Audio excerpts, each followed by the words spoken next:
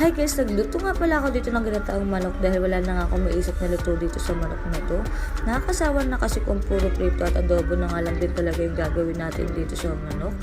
At syempre nagtagtad na nga rin pala ako din ng bawang, tapos sinunod ko na nga rin pala itong sibuyas.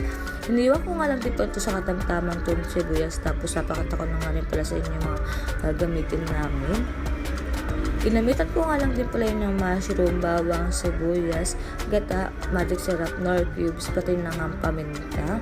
At kung umabot ka nga pala sa video to, pakicomment naman kung tagasan ka at ano pa nga yung mga request mong ulam.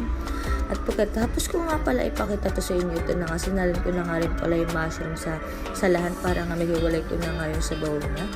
At syempre magpiprito na nga rin pala ako din ng bawang dahil nagagawin ko pa nga itong pag-toppings. Nayaan ko nga lang din pala yan. Syempre kailangan nga natin halo-haloin para nga hindi nga siya masunog. At nung naging brown na nga itong bawang, ito na kinuha ko nga muna. At itatabi ko nga ito. At susunod ko na nga rin pala ilalagay dito yung manok. Hayaan ko nga lang din pala ito mag-brown. Tapos nung nag-brown na nga, ayan na nga. Babalik rin ko na nga rin pala yan.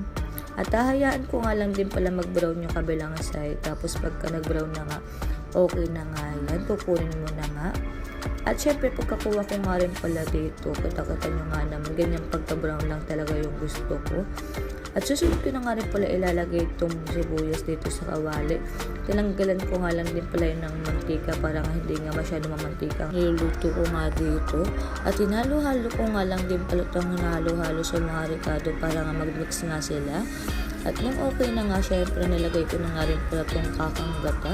At hinalo-halo ko nga lang din pala ito at pinabayaan ko nga lang hanggang sa kumulo.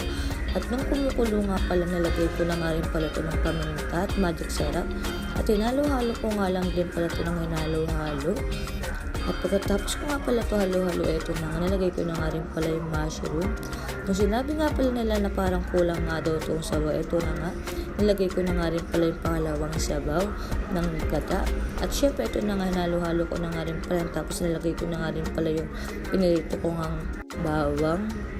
At kita-kita nyo naman talaga naman, napaka-creamy at napakasarap nga talaga ng pagkakaluto ko nga talaga nito. At first time ko nga lang din talaga gumawa na ito, kaya hindi ko rin talaga na-expect na mapapasarap nga talaga to. At ito na nga guys, syempre kainan na.